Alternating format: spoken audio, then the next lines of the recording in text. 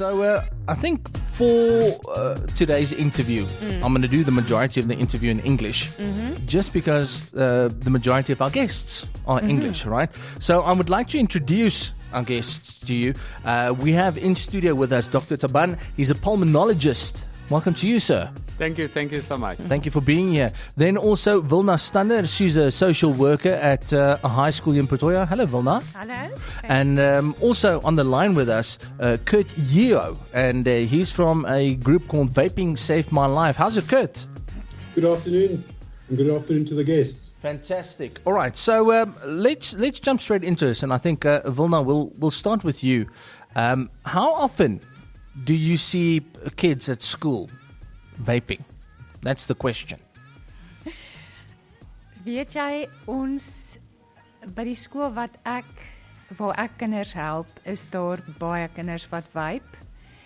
En as ek nou kyk na die navorsing wat deur die Universiteit van Kaapstad gedoen is, hierdie navorsing wys dat 1 uit elke 4 matriekkinders vape. En dan 'n kwart van daardie kinders kan deur die dag nie gaan sonder om te vape nie. So ek dink dit is maar 'n epidemie by kinders. Wilna, as jy nou jy hoef nie die presiese syfers te gee nie, maar voor vape, kinders wat gerook het, was daai persentasie minder as wat ons nou sien met kinders wat vape? Ek sou sê kinders vape makliker, want hulle word minder uitgevang. Hulle stink nie. Hulle ruik nie sleg nie. Jy kan nie in 'n kamer kom en jy rook iemand het gerook nie. So ja, ek dink daar is definitief meer kinders wat vape as wat in die verlede gerook het. But this is not a new concept. I mean, kids have always been up to naughty stuff at school. Children will be children, right? Yes. So we've had that in the old day. They didn't have vapes. I don't know about kids smoking pipe at school, but we know kids used to smoke cigarettes back when we were at school. Is this now easier concept for the children? Because it's almost similar, isn't it? It's just going from smoking cigarettes to a different nicotine product. Dis waar. Ja, dis wat sy nou net gesê het, want dit stink nie. Maar dit ruik nie vrot nie. Ja. So, Dr. Taban, what are the big differences between smoking cigarettes and vaping?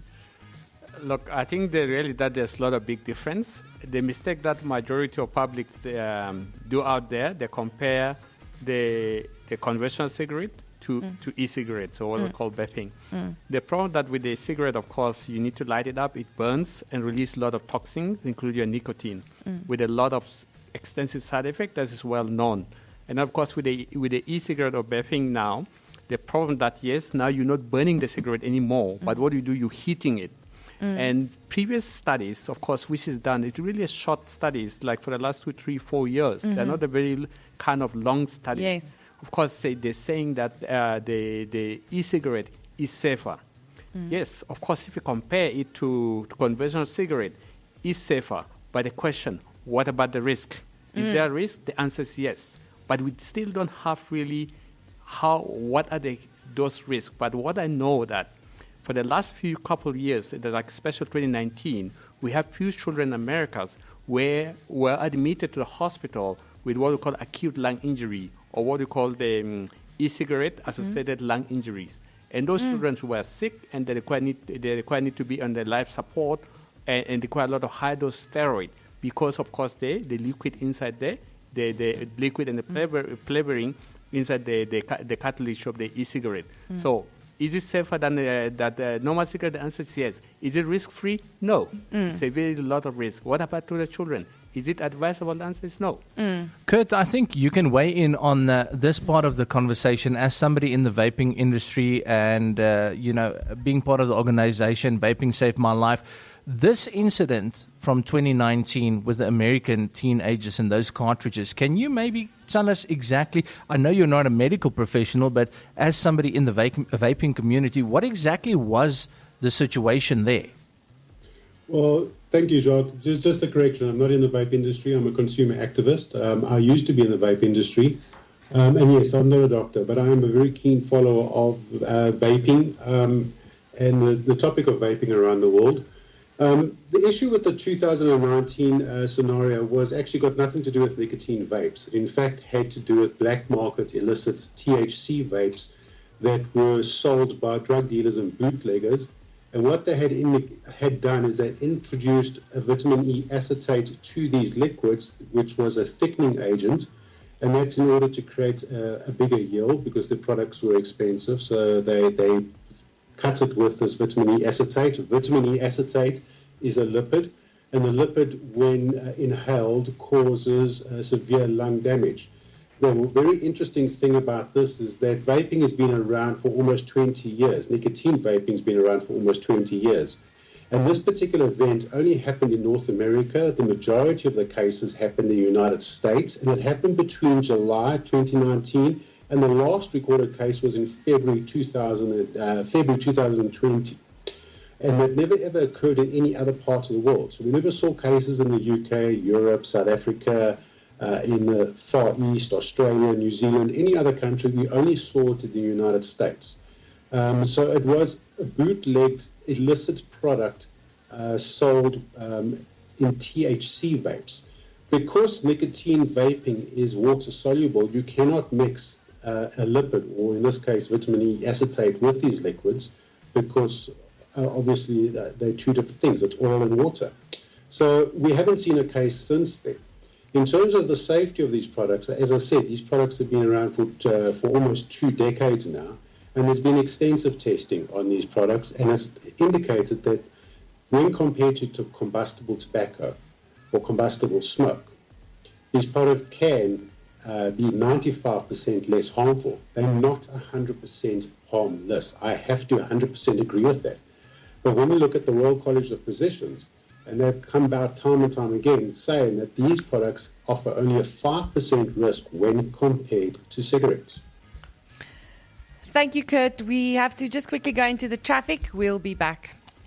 Saam met ons, Kurt Geo van Vaping Save My Life, Dr. Taban, hy's 'n pulmonoloog, en dan Wilna Stander, sy's 'n maatskaplike werker by 'n hoërskool hier in Pretoria. So net voor die verkeer het Kurt gepraat oor 'n spesifieke insident in Noord-Amerika waar kinders gehospitaliseer is nadat hulle gevape het. Dr. Taban, you wanted to reply to that. Yeah, thank you so much. I just need to correct certain misinformation regarding vaping. One of them is that there are quite a lot of studies, of course, that look into the vaping, and then, of course, in children and in adults alike. Mm. And one of the things was that the problem with vaping, there are three fundamental issues. One of them is to do with the nicotine content. Mm. If you look at the labels of the vape equipment, it tells you, based on the EU guidelines, you're supposed to have between 0 to 20 milligram per ml. Mm-hmm. And they did study in UK. Most of them were mislabeled.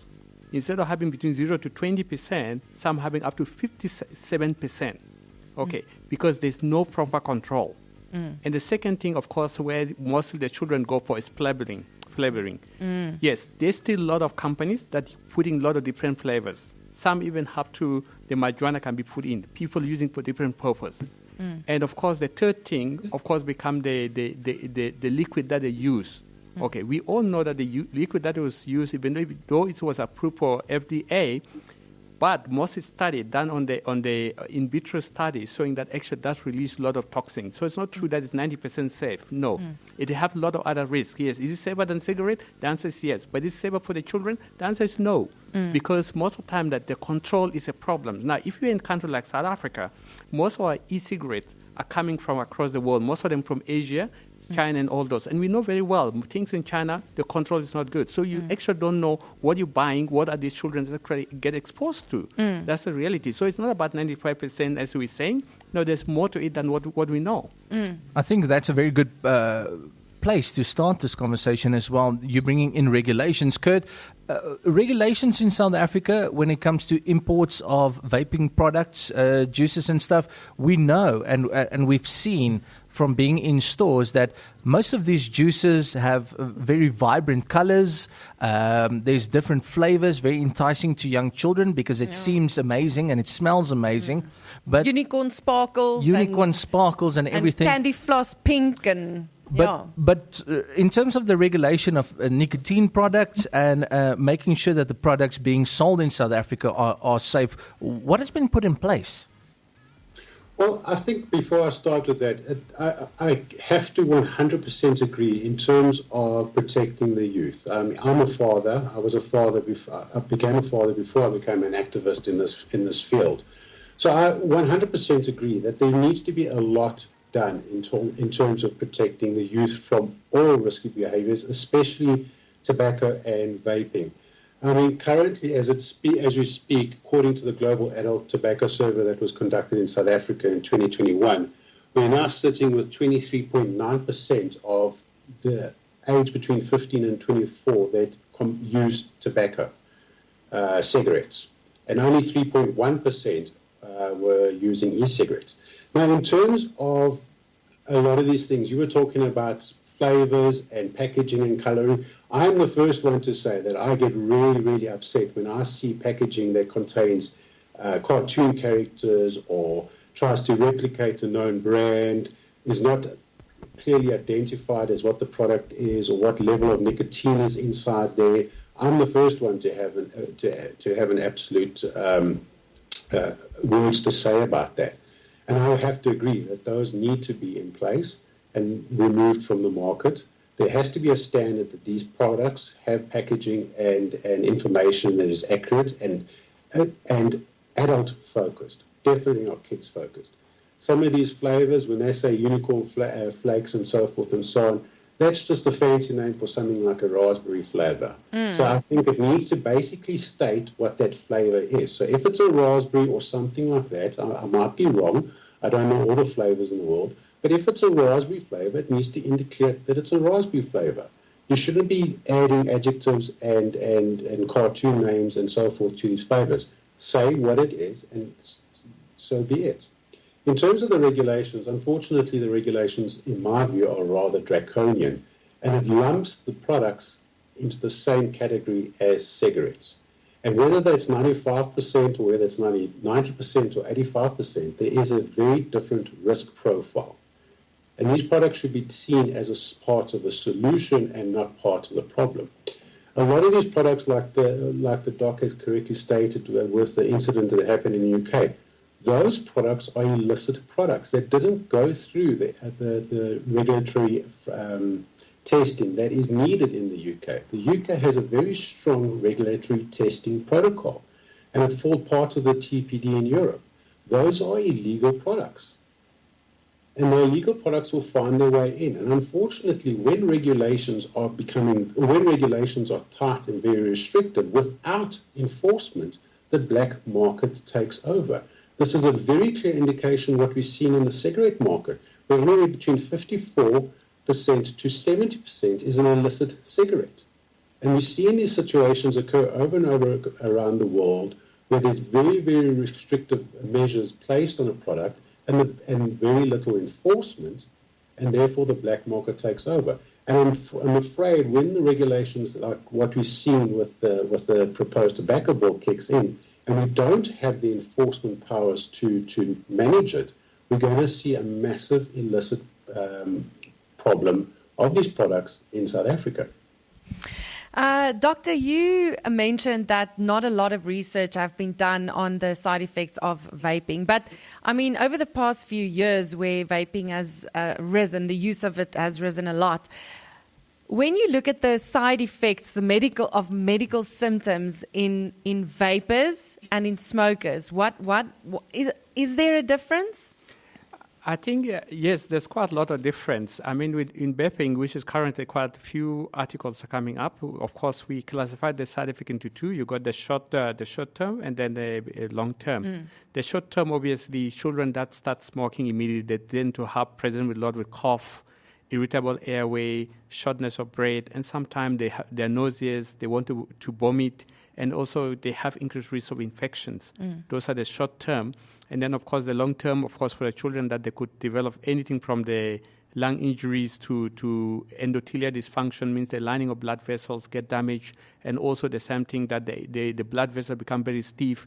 So those have already been known. That's been documented already.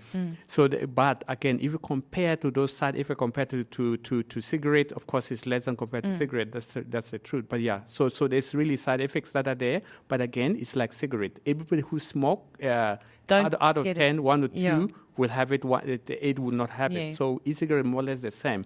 But the reality is that I think for me, as the e-cigarette is concerned, as the gentleman just alluded to it, it's about the regulation and of course at the current state in South Africa, we don't know what these children are smoking. That's the reality. And we've seen quite a lot of them presenting with the airway problems, asthma, pneumonias, and all those things which you cannot explain. They tend to miss schools and everything. So I don't want to promote narrative that the e-cigarette is safer than the normal cigarette. No, you can't compare between the two because, again, it's risk-free. So we need to educate the family, the children, and the family, the population at large, how dangerous e-cigarette can be. So that is the physical. Wilna, wat 'n impak het vaping op kinders se geestelike welstand? Volgens die joernale wat ek bestudeer het, die mediese joernale, is daar studies gedoen waarin daar bevind is dat daar 'n verband is, 'n sterk verband is tussen depressie, selfmoordgedagtes en selfmoordpogings by vape-rokers. En dis baie interessant dat die selfmoordpogings is baie hoog, veral by vape-rokers. So daar is definitief 'n verband as jy kyk na die navorsing. Wilna, ek gaan jou net gou in die rede val daarso. Kan ons nie dan maar net sê dit is amper dan presies dieselfde as enige ander dwelm of middel wat jy misbruik nie, alkohol ook. Want tog, as jy kyk onder alkoholmisbruik, dwelmmisbruik, dadelik, die simptome wat opgaan is depressie, angstigheid. Die mense dink baie meer daaraan, aan selfmoord en daai tipe goeie. So wil hierdie amper in dieselfde kategorie as daai val dan? Wel, volgens die navorsing is daar 'n verband. En mens kan dit nie wegredeneer nie. Daar is 7 studies gedoen wat kwantitatiewe studies was, wat groot studies was rondom vape gebruik by kinders tussen 10 en 21 jaar oud.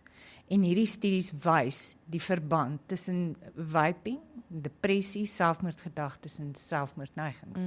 So ek kan maar net sê wat die navorsing sê. Het jy enige eerstehandse ondervinding gehad al met kinders wat by jou opgeëindig het as 'n maatskaplike werker as gevolg van vaping? Hulle was dalk daar en wat jy met hulle moes gesels het oor hierdie probleem. Wat is die simptome wat jy gesien het in die kinders op daai oomblik? Die meeste kinders wat vape wat ek gesien het, het maar dagga ook gerook en dan alkohol ook gebruik. So en dan het die meeste kinders maar angs en depressie wat by my uitgekom het, wat vape. Is dit nie ook iets wat mense dan moet terugbring na opvoeding toe nie? Iets wat die ouers dalk moet vir die kinders leer. Want as jy nou sê dagga gebruik en alkohol gebruik gaan hand aan hand saam met die rook of die vaping, dan wil dit vir my sê daar is baie ander onderliggende probleme wat dalk al uitgewys moes gewees het. Dis korrek, ja. Wel, ons het nog baie vrae en baie goeders om oor te praat. Ons sal nou weer terug wees. Ons gaan net vinnig na die nuus toe.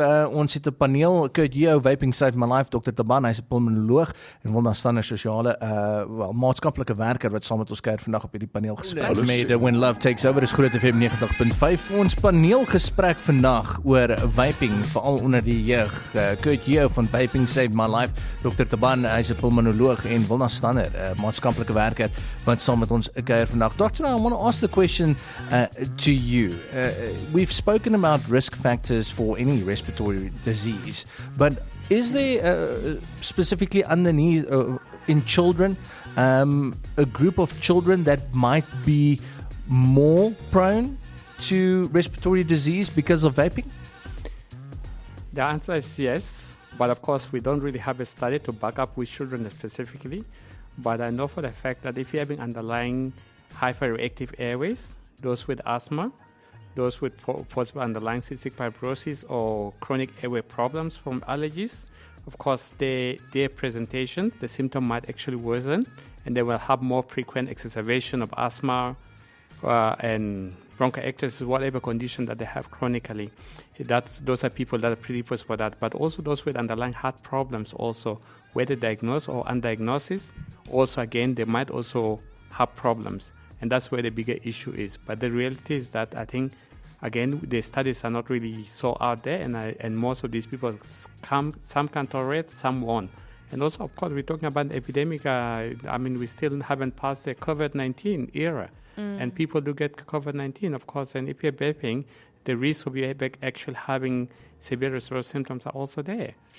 But doctor, the thought actually just came up to me. There are a lot of studies regarding medicine saying pregnant women that can't be done because of the risk to the child.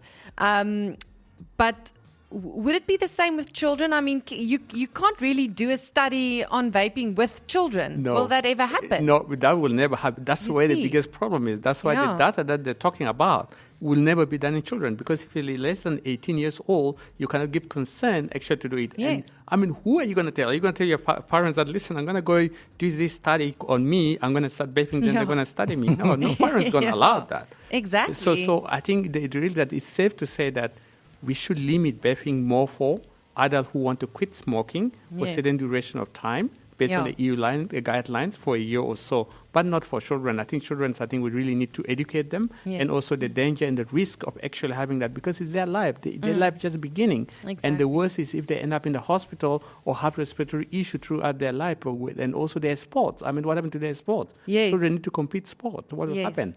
Absolutely. Good. So many countries have actually supported vaping, such as United Kingdom, New Zealand. They've experienced accelerated declines in smoking rate, but now people who would have never smoked cigarettes have started vaping. Now, how do you think this impacts children? I think let's get that correct. In terms of those countries that approve vaping was more for quitting smoking. Yes. But never for non-smokers. That's I think that was we need to make that clear. And never was meant for children. And those countries like Britain, again, they did a study. What they did, they took a study and they compared the conventional method that always assists patients to quit smoking, things like nicotine patches, things like the gums and all that, compared to vaping. And those with the vaping opioids did very well, 69% as compared to 50%. So then what happened now? The problem that the study was done over 6 months. Now, those who were supposed to stop vaping after 6 months, they end continue indefinitely. Yeah. So it means they get addicted to nicotine. Yeah. So assume that to the children. When the child starts smoking nicotine for day 1, day 2, they're going to be addicted. They tend to become more chronic smokers for long time as compared to those who Definitely. Smoke. But I think they say that the vaping helped to make cigarette smokers decline. But now people are smoking vapes or vaping that would never have smoked cigarettes. So I was, for instance, at a wedding, and by 8 o'clock, 90% of the people had their vapes out. And you would never see that with cigarettes. So what impact does that have on children? Well, I think the reality is that it's a kind of a pressure problems. So because it's number one, as he said, that it's not smelling, so it sounds cool and seems like the taste is good, and of course the amount of nicotine. And most will tell you no, there's no nicotine for it. But of course, children model from adults. Now, if adult does it and adults say it's safe, they also want to try it. This curiosity. Without curiosity, we'll not have a children that will become like us because they have to model what the adults are doing. So the adults themselves, those who never smoked before, now by starting using e-cigarette, they might feel okay at the beginning, but toward the end, of course, the complications are on their way. Yes. So, Kurt, you obviously started Vaping Saved My Life. And what is the concept behind this? What were you guys trying to achieve by a group like Vaping Saved My Life? Well, I smoked for 20 years and I was smoking 40 cigarettes a day. Both my parents died from smoking-related diseases. In fact, at the age of 47, I am the fourth oldest person in my father's side of the family. I have an uncle, and I have 2 older cousins whose parents are also passed away. And when I when my father passed away, I was very desperate in terms to quit. My wife, who is a pediatrician, she also tried to, she encouraged me and to try help me quit smoking. And I struggled. I really did struggle. And a lot of smokers, and I know this from my own family and my own friends, and also for the last number of years when I started this movement, is people struggle to quit. In fact, only 10% of long-term smokers manage to quit. The rest die. So what I then realized is that I, by a chance meeting, stumbled across somebody that was selling these vaping products from the boot of their car. And that was almost 10 years ago. And within 3 days of me using this product, I had quit smoking. And I do continue vaping. And that is, for the number one reason, is that I am nicotine dependent, the same way as I'm caffeine dependent. I choose to use these products in a safer way, in a safer alternative, much the same way as practicing safe sex, much the same way as putting my seatbelt on my car. Much the same way of all the other risky behaviors that we participate in life, choosing a safer route. If I go on my bicycle, I wear a helmet. So I know that these products do have some level of risk to them, but when compared to a product that killed both my parents and in fact the majority of my father's family, and at least 40,000 South Africans every year and at least 8 million people around the world every year, I still think it's a choice that adults should take and they should seriously investigate. And that's the issue that I have with a lot of the news and the coverage here, is that there's not a balance around educating smokers who currently a quarter of our country are smokers. And very few of them will be able to quit, especially in the situation like South Africa faces itself, is that we have a booming illicit trade in cigarettes, but we don't have any public services or support to help people quit smoking. Nicotine replacement therapies and pharmaceuticals are not available on the public health sphere. We don't have sensation clinics. We actually only have one at GROOT for the public. And we have no sensation support at primary, secondary, or tertiary healthcare centres. So the issue is that we started this campaign to advise smokers out there, adult smokers out there, that there is a solution that they should try if everything else has failed, and and give it a try. Because if you cannot quit smoking, what options are there for you? Okay, those options are. Thank you, Kurt. We just quickly have to go into the traffic. Saam met ons hierso in die ateljee vandag en I just want to finish quickly with you, Kurt, something that you mentioned now. How do we educate children around you obviously are nicotine dependent from having smoked before, but the doctor mentioned something about Virgin Airways. Not the plane company, but people who've never smoked before. How do we educate our children around using nicotine products or any kind of smoking device? I think we need to be upfront and we need to be honest about it and highlight the risks and the dangers of these things. You know, there is definitely a risk. I appreciate the fact that we have people that never smoked and now vaping. But, you know, when it comes to our youth, like we do with any other risky behaviors out there, it's very important that we continue the conversation and educate them that these are not wise decisions. As I said, both my wife and myself spend a lot of time talking to my son around a wide array of risky behaviors that they could encounter, and what would happen if they don't. You know, this is the kind of thing we have to do. If we look at what happens in the school curriculum, the education around a whole host of things, alcoholism, drug abuse, sex education. This needs to be part of the curriculum. It has to be open and it has to be honest, because kids aren't stupid. They'll figure these things out themselves. The other thing is that we need to limit the the amount of access as well as the marketing and promoting that we see on social media, for example, like TikTok and Instagram. I have to agree with you 100%. That content is inappropriate. Wilna, wat sou jy sê, wat 'n rol speel groepsdruk in vaping van onder kinders op skool? Jy weet, 'n tiener wil altyd aanvaar word en wanneer jy in 'n groep is waar almal vape, is die waarskynlikheid baie groot dat jy ook gaan vape. Ja. So, ons het nou, dit is hoe hierdie hele gesprek begin het, was ouers wat ook deel was van die vroeër gesprek wat ek in Doopie gehad het op die WhatsApp-lyn, jy weet, van hulle kinders wat vape, en wat doen mens? Hoe hanteer mens dit? Hoe kan 'n ouer wat se kind vape, of dalk wie se vriende van die kind vape, hoe kan hulle die situasie hanteer? Ouers moet poog om kalm te bly wanneer hulle besef dat hulle kinders vape. En hulle moet probeer om hulle kind se gevoelens te verstaan en nie veroordelend wees nie.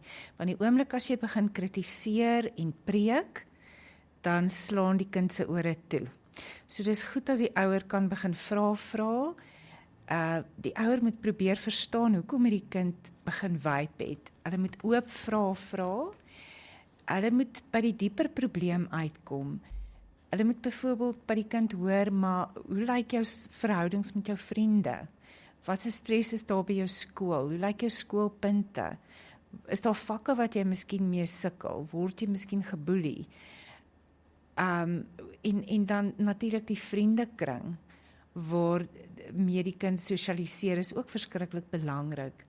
Nou wanneer 'n kind dan besluit, okay, ek gaan nou ophou vape, dan is daar 'n webwerf.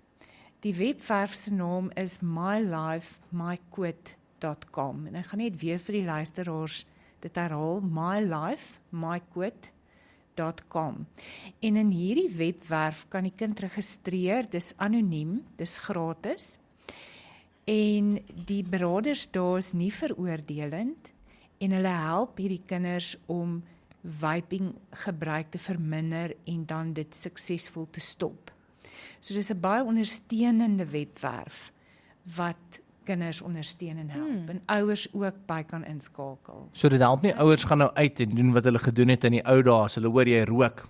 Bring bietjie daai pakkie hier. Rook die hele pakkie. Nou rook jy die hele pakkie hierso voor my. Jy kan nie bring al jou tjoef. Nou rook jy al hierdie tjoewe hierso tot jy naar is en dan is dit nou verby. Ons kan nie meer dit doen nie.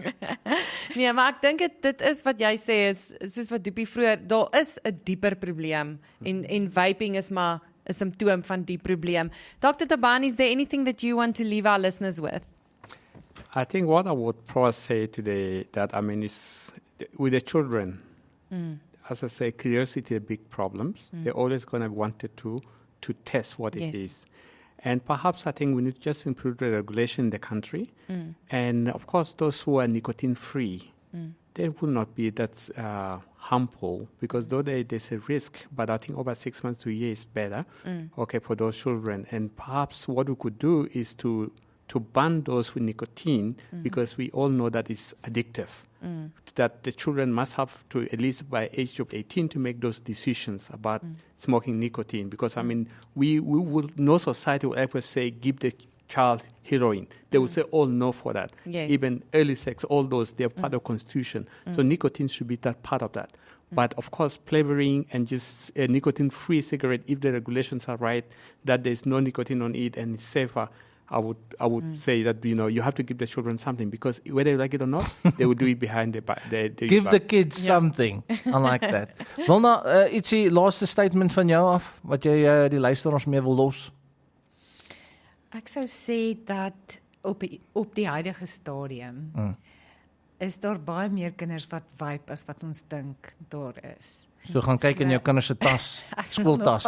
Ek sal nogal sê, maak bietjie die kinders se kamer skoon. Nou dan het jy dit. As jy gaan soek die tjoef, dit is 10 al by die huis, jy weet nie daarvan nie.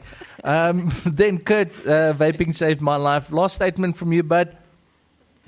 If there are any parents out there, speak to your kids. Understand that there are issues out there, and this might just be a symptom, and preventing you from finding an underlying issue. I agree 100% with Wilna there. Is that over 70% of cigarette smokers started in their youth, and it's more than likely to do with some issue that they were dealing with, and one of those issues is also engaging with the wrong people. But vaping for adult smokers needs to be understood as an important tool. It's not the only tool, but it's an important tool that needs to have its regulated appropriately and correctly as best as we can. not have kids or youth vaping. Thank you so much, Kurt, Dr. Taban Vilna, for your time. I think this was a very important conversation to have, and I'm sure that we left our listeners with something to think about. Ja, en as jy dit misgeloop het en jy wil weer na dit luister, ons sal die podcast vir jou sit op grootfm.co.za en dan kan jy in die gemak van jou eie huis, terwyl jy die kamer skoonmaak op soek na die tjoef, kan jy luister na die podcast.